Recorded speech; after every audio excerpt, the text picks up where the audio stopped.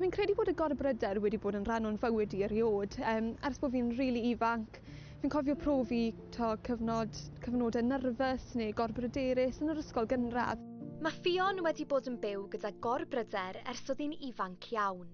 Rydyn ni gyd yn profi gorbryder weithiau, ond mae teimlo'n ofidus am amser hir a'i fod yn amharu ar eich bywyd yn fwy difrifol na gorbryder arferol.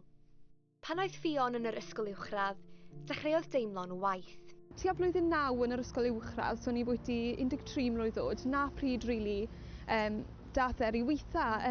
Fi ddim yn rili siŵr pam, ond o'n i jyst yn gweld yn anodd mynd mas â ffrindiau, mynd ar y bws ysgol, jyst pethau o'n i wedi wneud eriod. A dyna pryd penderfynodd bod angen help arni, gan droi at ei mam a'i thad ac yna conselydd i siarad am ei phroblemau.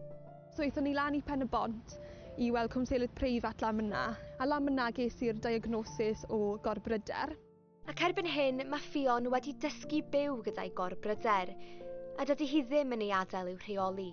Fi llawer gwell i gymharu a cwpl o flynyddau yn ôl. Fi wedi dal yn profi cyfnodau o gorbryder, achos fi hefyd wedi derbyn bod e'n rhan ohona i, dyna fel i fi fel person. Yn y gwahaniaeth nawr yw bod fi wedi derbyn na, a bod fi hefyd wedi cael yr hyfforddiant a'r help i gallu gwybod sut i ddelio gyda fe'n iawn, a fi'n gwybod nawr, os fi'n mynd i dimlo fan hyn, fi'n gwybod bod eisiau fi siarad y mam a dad, neu siarad y cwnselydd.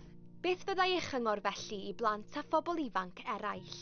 Jyst cerwch ati a gofynnwch am help. Mae pobl ma i siarad, mae pobl moyn helpu. Cerwch ati, gofynnwch am help. Pwsiwch am yr help, mae rhaid chi rili wthio. Os chi'n teimlo bod angen siarad neu angen help, jyst siaradwch allan. Mae siarad yn gwneud popeth yn well, jyst gwthiwch a cerwch amdani.